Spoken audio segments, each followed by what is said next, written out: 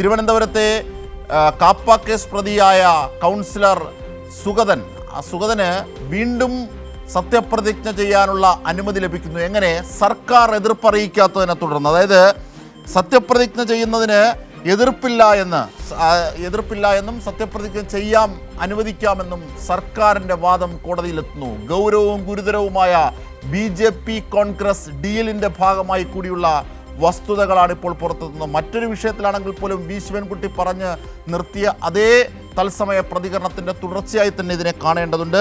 ഇപ്പോൾ സാലി മുഹമ്മദ് കോടതിയിലെ വിവരങ്ങളുമായി ചേരുന്നു.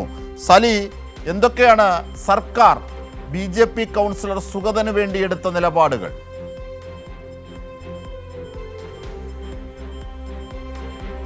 അതായത് അല്പസമയത്തിനകം സുഗതൻ്റെ ഹർജി ജസ്റ്റിസ് PV കുഞ്ഞികൃഷ്ണൻ അധ്യക്ഷനായ സിംഗിൾ ബെഞ്ചിലെത്തും.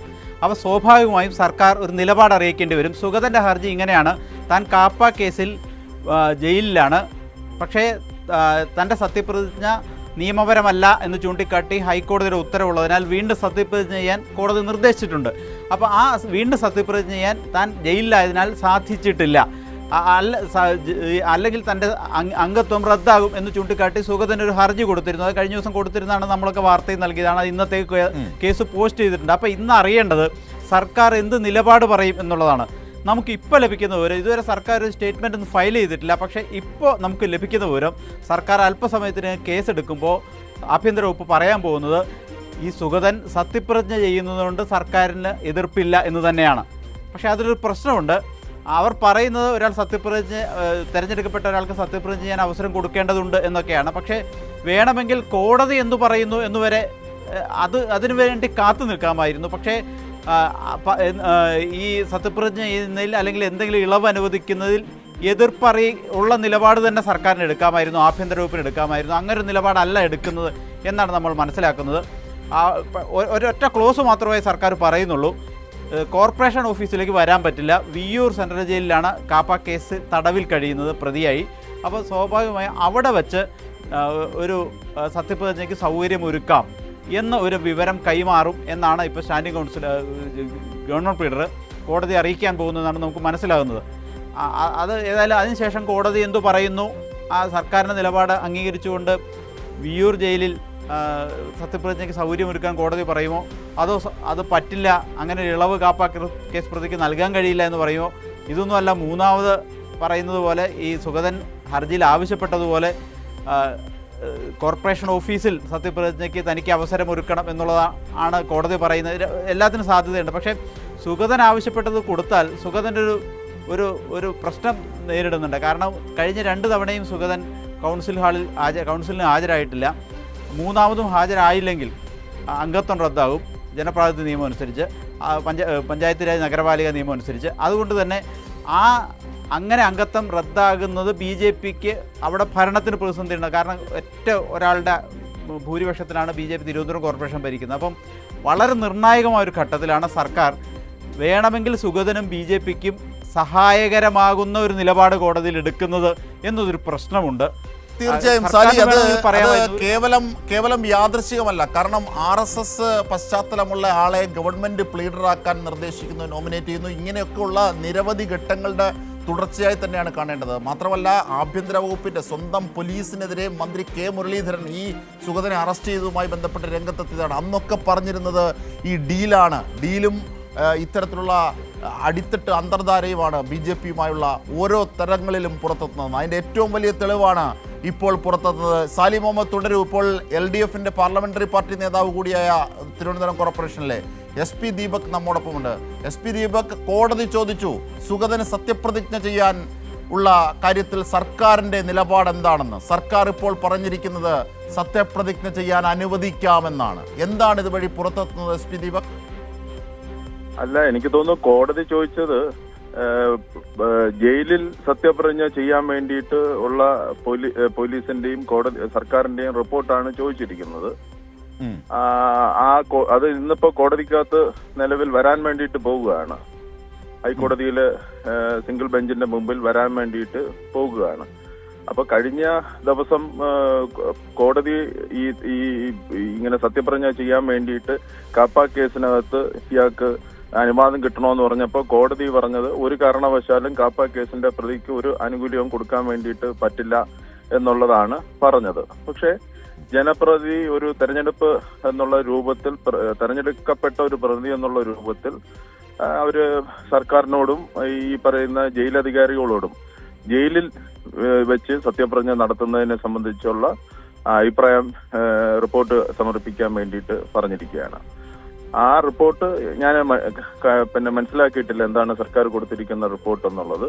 എന്തായിരുന്നാലും ഇപ്പോൾ പുറത്തെത്തുന്നത് സർക്കാരിന് അത്തരത്തിൽ സത്യപ്രതിജ്ഞ ചെയ്യുന്നതിന് സർക്കാരിന് എതിർപ്പില്ലാതെ അനുവദിക്കാമെന്ന് സർക്കാർ പറയുന്നു. അപ്പോൾ കാപ്പ കേസിലെ പ്രതിയായ BJP കൗൺസിലർ സുഗതന് വേണ്ടിയാണോ സർക്കാർ ഇത്തരത്തിലൊരു നിലപാടെടുത്തതെന്ന ചോദ്യം ബാക്കിയല്ലേ രാഷ്ട്രീയമായി? എന്തൊക്കെ നാടകങ്ങളായിരുന്നു കോൺഗ്രസ് അംഗങ്ങൾ കോർപ്പറേഷൻ നടത്തിയത്? സ്വാഭാവികമായിട്ട് BJP എന്നുള്ള രാഷ്ട്രീയ പാർട്ടി തന്നെ കോടതി ഇപ്പോൾ ഇങ്ങനെ വിമർശനങ്ങൾ നടത്തിയിരിക്കുന്ന സാഹചര്യത്തിൽ, ഇയാൾ 6 മാസത്തേക്ക് കാപ്പയ്ക്കകത്ത് ഡീറ്റെയിൻ ചെയ്തിരിക്കുന്ന സാഹചര്യത്തിൽ BJP തന്നെ അതിന്റെ നേതൃത്വം തന്നെ ഈ സുഗതനെ പുറത്താക്കാൻ വേണ്ടിയിട്ടുള്ള രാഷ്ട്രീയ തീരുമാനം എടുക്കേണ്ടതാണ്. ഇപ്പോ നമ്മുടെ ഒരു ചരിത്രത്തിൽ ഇന്ന് വരെ കേട്ടിട്ടില്ലാത്ത രൂപത്തിൽ ഒരു കൗൺസിലർ ജയിലിൽ തന്നെ സത്യപ്രതിജ്ഞ ചെയ്യാൻ വേണ്ടിയിട്ടുള്ള ആവശ്യം ഉന്നയിക്കുന്ന രാഷ്ട്രീയ പാർട്ടിയായി ഈ BJP മാറിയിരിക്കുന്നു എന്നുള്ളതാണ്. അതിന് ഒത്താശ ചെയ്യുന്ന തരത്തിൽ ആണ് കോൺഗ്രസിന്റെ നിലപാടെന്നുണ്ടെങ്കിൽ അത് വിമർശിക്കപ്പെടേണ്ടത് തന്നെയാണ്. കാരണം ഈ സുഗതനെ സ്വന്തം പോലീസിനെ തള്ളിക്കൊണ്ട് ആദ്യം സുഗതന് വേണ്ടി രംഗത്തെത്തിയത് മന്ത്രി കെ മുരളീധരനാണ്. അപ്പോൾ ഇതൊക്കെ ഈ തെരഞ്ഞെടുപ്പ് കാലത്തുണ്ടായ ഡീലിൻ്റെ ഭാഗമാണെന്ന ആരോപണം ശക്തമായി ഉയരുന്ന ഒരു ഘട്ടങ്ങൾ തെളിയിക്കുന്ന നിരവധി മുഹൂർത്തങ്ങളുണ്ട്. മാത്രമല്ല അവിശ്വാസ പ്രമേയം കൊണ്ടുവരാൻ പോകുന്നു. ഇങ്ങനെയൊക്കെ വലിയ ഗിമ്മിക്കുകളായിരുന്നു കോൺഗ്രസ് കാട്ടിയത്. പക്ഷേ അതേ കോൺഗ്രസ് സർക്കാർ ഇതാ സുഗതന് അവിടെ സത്യപ്രതിജ്ഞ ചെയ്യാമെന്ന് കോടതിയെ അറിയിക്കുന്നു. കോടതി ചോദിക്കുന്ന വേളയിൽ അപ്പോൾ എവിടെയാണ് മനസ്സ് കോൺഗ്രസിന്റെ എന്നുള്ളത് വ്യക്തമായില്ലേ? അതെ അതെ അതെ SP ദേവ്, അതെ, കോൺഗ്രസ് ഇതിനകത്ത് ഒരു ഇരട്ടത്താപ്പ് നയമാണ് ഈ കാര്യത്തിനകത്ത് എടുക്കുന്നതെന്നാണ് എനിക്ക് തോന്നുന്നത്. Okay, SP Deepak. സാലി മുഹമ്മദിലേക്ക് തന്നെ തിരികെ എത്തിയാൽ, സാലി, ഏറ്റവും പ്രധാനപ്പെട്ടൊരു വശം എന്നത് തിരുവനന്തപുരം കോർപ്പറേഷനെ സംബന്ധിച്ച് നിർണായകമാകുന്ന ഒരു സംഭവമാണ്. ഈ കൗൺസിലർ അയോഗ്യനായാൽ സംഭവിക്കാൻ പോകുന്നത് അത് BJPക്ക് വലിയ തിരിച്ചടിയാണ്. അപ്പോൾ BJPയുടെ തിരിച്ചടി തടയാനായി ഇത്തരത്തിൽ കോൺഗ്രസ് സർക്കാർ, UDF സർക്കാർ നിൽക്കുന്നു എന്നത് വിചിത്രവാദമായി തോന്നിയേക്കാം. പക്ഷേ ഇവിടെയാണ് ആരോപിക്കപ്പെട്ട ഡീലുകളുടെ അനുരണനങ്ങൾ നമുക്ക് കാണാനാകുന്നത്. സാലി മുഹമ്മദ്.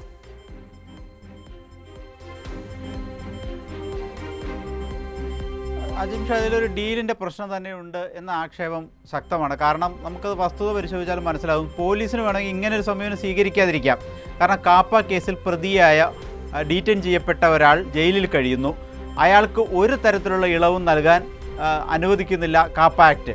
പക്ഷേ ഇയാൾക്ക് ഇങ്ങനൊരു ഇളവ് വിയ്യൂർ ജയിലിലെങ്കിൽ വിയ്യൂർ ജയിലിൽ സത്യപ്രതിജ്ഞ ചെയ്യട്ടെ എന്ന് തീരുമാനിക്കുമ്പോൾ ഒരു പ്രശ്നം, BJPക്ക് നഷ്ടപ്പെടാനിടയുള്ള ഒരു കൗൺസിലർ സ്ഥാനം നിലനിർത്താനുള്ള ഒരു നിലപാട് ആഭ്യന്തര വകുപ്പ് സ്വീകരിക്കുന്നു എന്നതാണ് പ്രശ്നം. അപ്പോൾ BJP ഒറ്റ അംഗത്തിൻ്റെ ഭൂരിപക്ഷത്തിൽ തിരുവനന്തപുരം കോർപ്പറേഷൻ ഭരിക്കുന്ന BJPയെ സംബന്ധിച്ചിടത്തോളം അത് ഒരു സുഗതന് കിട്ടുന്നൊരു ഇളവല്ല, BJPക്ക് രാഷ്ട്രീയമായ അധികാരം നിലനിർത്താൻ കിട്ടുന്നൊരു ഇളവായി മാറുന്നു എന്നുള്ളതാണ് അതിൻ്റെ രാഷ്ട്രീയപരമായ പ്രശ്നം. ആ പ്രശ്നത്തിന് കോൺഗ്രസ് മറുപടി പറയേണ്ടി വരും ദിവസങ്ങൾ എന്ന കാര്യത്തിൽ തർക്കമില്ല. ഏതായാലും കോടതി ഇപ്പോൾ എടുക്കുന്ന നിലപാട് എന്നത് വളരെ പ്രധാനപ്പെട്ടാണ്. ജസ്റ്റിസ് PV കുഞ്ഞികൃഷ്ണൻ രണ്ടാമത്തെ ഐറ്റമായി ഈ കേസ് എടുക്കുന്നുണ്ട്. അപ്പോൾ ഇതിപ്പോൾ ഒന്നാമത്തെ ഐറ്റത്തിലേക്ക് കേസ് കടന്നിട്ടുണ്ട്. ഉടൻ തന്നെ ആ കേസ് എടുക്കും. കേസിലൊരു തീരുമാനം പറയും. സർക്കാർ പറഞ്ഞതുപോലെ വേണമെങ്കിൽ വിയ്യൂർ ജയിലിൽ സത്യപ്രതിജ്ഞ ചെയ്യാൻ അവസരം ഒരുക്കാം എന്നതാണ് കോടതിയുടെ നിലപാടെങ്കിൽ ആ നിലപാട് സർക്കാർ നിലപാട് കോടതിയും അംഗീകരിക്കുന്ന ഒരു സാഹചര്യം വന്നാൽ സുഗതൻ വിയ്യൂർ ജയിലില്ലെങ്കിൽ വിയ്യൂർ ജയിലിൽ സത്യപ്രതിജ്ഞ ചെയ്യും. തുടർന്ന് അയാൾക്ക് ഇതിനകത്ത് സർക്കാർ ചെയ്യുന്ന വളരെ ഗൗരവവും ഗുരുതരവുമായ നടപടികളാണ്. ഒന്ന്, BJPക്കായി കോൺഗ്രസ് സർക്കാർ നിൽക്കുന്നു, BJPയിലെ കാപ്പ കേസ് പ്രതിയായ സുഗതന് വേണ്ടി നിൽക്കുന്നു. രണ്ടാമത്തെ ഏറ്റവും വലിയ പ്രധാനപ്പെട്ടൊരു വശമെന്ന് പറയുന്നത് ഇത്തരത്തിൽ കാപ്പ കേസ് പ്രതികൾ അടക്കമുള്ള പ്രതികൾക്ക് ജനവിധി ലഭിച്ചെത്തിയാൽ ഈ വിധത്തിൽ സത്യപ്രതിജ്ഞ ചെയ്യാമെന്ന വലിയ കീഴ്വഴക്കത്തിന് അനുമതി സൃഷ്ടിക്കുകയാണ്. ഒരു കീഴ്വഴക്കം, ഒരു പ്രീസിഡന്റ് രൂപപ്പെടുകയാണ്. സർക്കാരിന് ഇത്തരത്തിൽ സുഗതന്, കാപ്പ കേസ് പ്രതിയായ സുഗതന് പോലും ജയിലിൽ സത്യപ്രതിജ്ഞ ചെയ്യാം. അങ്ങനെയാണെങ്കിൽ ഇനി വരാൻ പോകുന്ന പല കേസുകളിലും പ്രതികൾക്ക് അത്തരത്തിലുള്ള ആനുകൂല്യം ലഭിക്കുകയാണ്. അപ്പോൾ ഇതൊരു കീഴ്വഴക്കമായി മാറുന്നു, ഒരു പ്രീസിഡൻ്റായി മാറുന്നു. അങ്ങനെ ഗുരുതരമായ കുറ്റം കൂടിയാണ് കോൺഗ്രസ് സർക്കാർ ചെയ്യുന്നത്, അല്ലേ സലീം മുഹമ്മദ്?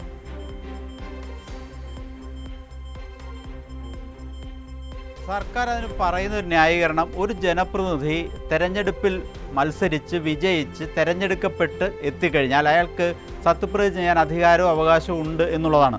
പക്ഷേ അതൊരു പ്രശ്നം. അങ്ങനെ ഒരു അധികാരാവകാശങ്ങളുള്ള ആളാണോ ഒരു കാപ്പ കേസ് പ്രതി എന്നതാണ് പ്രശ്നം. ഇതൊരു അസാധാരണമായ ഒരു സാഹചര്യമാണ്.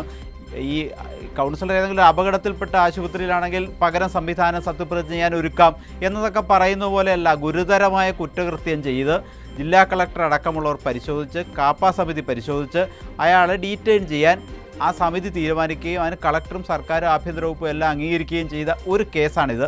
അതിൽ ഒന്നിലധികം കേസുള്ള ആളുകളെയാണ്, ഗുരുതരമായ ക്രിമിനൽ കുറ്റങ്ങൾ ചെയ്യുന്ന ആളുകളെയാണ് കാപ്പ കേസിൽ, കാപ്പ നിയമപ്രകാരം ഇത്തരത്തിൽ ജയിലിലടയ്ക്കുന്നത്. അങ്ങനെ ജയിലിലടയ്ക്കപ്പെട്ട ഒരാൾക്ക് ആദ്യം പറഞ്ഞ ഈ അവകാശം, അതായത് ജനാധിപത്യത്തിൽ ലഭിക്കുന്ന ഒരു അവകാശമാണത്, അതിന് അർഹതയുണ്ടോ എന്ന പ്രശ്നം അവിടെ ഉന്നയിക്കാവുന്നതാണ്. അതിന് അർഹതയില്ല എന്നറിയാം. പക്ഷേ ഇവിടെ പ്രശ്നം BJPയെ സഹായിക്കുന്നതിന് വേണ്ടി വളഞ്ഞ വഴി കോൺഗ്രസ് സ്വീകരിക്കുന്നു, സംസ്ഥാന സർക്കാർ സ്വീകരിക്കുന്നു എന്നിതിന് വ്യാഖ്യാനം വരാം. ആ വ്യാഖ്യാനം ശരിയാണ് എന്നതും വസ്തുതയാണ്. കാരണം നേരെ തിരിച്ചു വേണമെങ്കിൽ പറയായിരുന്നു, ഇയാൾ സത്യപ്രതിജ്ഞ ചെയ്യിക്കാനേ പാടില്ല, ഇയാൾ ഗുരുതരമായ ക്രിമിനൽ ഒഫൻസ് ചെയ്തയാളാണ്, ഇയാൾ കാപ്പ കേസിൽ ജയിലിൽ അടയ്ക്കപ്പെട്ടിരിക്കുന്ന ആളാണ്, ഇയാൾക്ക് ഇങ്ങനൊരു ഇളവ് നൽകേണ്ട ഒരാവശ്യവുമില്ല എന്ന് ശക്തമായ നിലപാട് കോടതിയിൽ സ്വീകരിച്ചാൽ കോടതി ഒരുപക്ഷെ അതിനൊപ്പം നിൽക്കും. ഇപ്പോൾ കോടതിക്കൊരു പരിമിതിയുണ്ട്. കാരണം ഇതിൽ പ്രോസിക്യൂഷൻ അല്ലെങ്കിൽ എതിർഭാഗം എന്ന് പറയുന്നത് സർക്കാരാണ്. സർക്കാരിൻ്റെ നിലപാട് ഈ പ്രതിക്ക് അനുകൂലമായി എടുത്തു കഴിഞ്ഞു.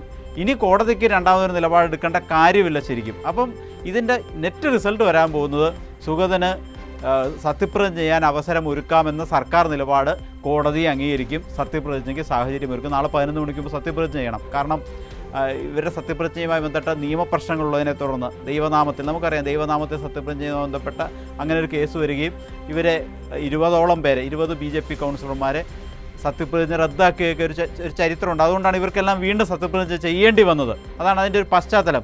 അപ്പോൾ വീണ്ടും സത്യപ്രതിജ്ഞ ചെയ്യാൻ നാളെ 11 മണിക്കുള്ളിൽ ചെയ്തില്ലെങ്കിൽ അയാളുടെ അംഗത്വം സ്വാഭാവികമായും കോടതി ഉത്തരവ് പ്രകാരം റദ്ദാക്കപ്പെടും. അതാണ് സാഹചര്യം. അപ്പോൾ അത്ര നിർണായകമായൊരു ഘട്ടത്തിൽ ഒരഴകുഴമ്പൻ സമീപനം സർക്കാർ സ്വീകരിച്ചു എന്നതാണ് പ്രശ്നം. സ്റ്റേണായിട്ടൊരു നിലപാടെടുക്കാം. ഇയാൾ ക്രിമിനൽ കേസ് പ്രതിയാണ്, ഇയാൾ വളരെ ഗുരുതരമായ ഒഫൻസസ്, കുറ്റകൃത്യങ്ങൾ ചെയ്തയാളാണ്, ഇയാൾ കാപ്പ കേസിൽപ്പെട്ട് ജയിലടയ്ക്കപ്പെട്ടയാളാണ്, കാപ്പ ചുമത്തപ്പെട്ടയാളാണ്, അയാൾക്ക് ഇങ്ങനെ ഒരു ജനാധിപത്യാവകാശത്തിന് അർഹതയില്ല എന്ന നിലപാട് വേണമെങ്കിൽ സിമ്പിളായിട്ട് സർക്കാരിന് ആഭ്യന്തര വകുപ്പിന് എടുക്കാവുന്നതേ ഉള്ളൂ. അതല്ല ഇവരെടുത്തത്. ഇയാൾ സത്യപ്രതിജ്ഞ വേണമെങ്കിൽ ചെയ്തോട്ടെ എന്ന സമീപനമാണ് എന്നതാണ് പ്രശ്നം. അജിംഷാദ്, ഏറ്റവും പ്രധാനപ്പെട്ടൊരു വശം, നിരവധി വിഷയങ്ങളാണ് ഇതുവഴി പുറത്തേക്കെത്തുന്നത്. തിരുവനന്തപുരത്തെ BJP കൗൺസിലർ R. സുഗതനെ സംരക്ഷിക്കുകയാണ് കോൺഗ്രസ് സർക്കാർ. സുഗതനെ സത്യപ്രതിജ്ഞ ചെയ്യാം, ജയിലിൽ സത്യപ്രതിജ്ഞ ചെയ്യാം, അനുവദിക്കാമെന്ന് സർക്കാർ പറയുന്നു. ഇവിടെ ഏതെങ്കിലും തരത്തിൽ ജനപ്രാതിനിധ്യ നിയമത്തിൻ്റെയോ ജനപ്രതിനിധി എന്ന നിലയിലുള്ളൊരു ആനുകൂല്യത്തിനായി നിന്ന ജനാധിപത്യ മര്യാദയല്ല സർക്കാർ കാട്ടുന്നത്. മറിച്ച് ഒരു കാപ്പ കേസ് പ്രതിക്ക് ഇത്തരത്തിൽ സത്യപ്രതിജ്ഞ അനുവദിക്കാമോ എന്ന് കോടതി ചോദിക്കുകയാണ്. അപ്പോഴാണ് സർക്കാരിൻ്റെ അഭിപ്രായം പറയുന്നത്. ഇവിടെ വ്യക്തമാകുന്നത് എന്താണെന്നുള്ളതാണ് പ്രധാനമായും സൂചിപ്പിക്കേണ്ടത്. ഇത് കീഴ്വഴക്കമായി മാറുന്നു. മാത്രമല്ല, ഇങ്ങനെ ഒരു കാപ്പ കേസ് പ്രതിക്ക് സത്യപ്രതിജ്ഞ ചെയ്യാൻ അനുവദിക്കുന്നത്, ഇவ்விധത്തിൽ അനുവദിക്കുന്നത് കോടതി ചോദിക്കുമ്പോൾ കോടതി പോലും സംശയപരമായി ചോദിക്കുകയാണ്, സർക്കാർ എന്താണ് സർക്കാരിന് ഈ വിഷയത്തിലുള്ള നിലപാടെന്ന് ചോദിക്കുകയാണ്. അപ്പോഴാണ് സർക്കാരിൻ്റെ റോള് പറയുന്നത്.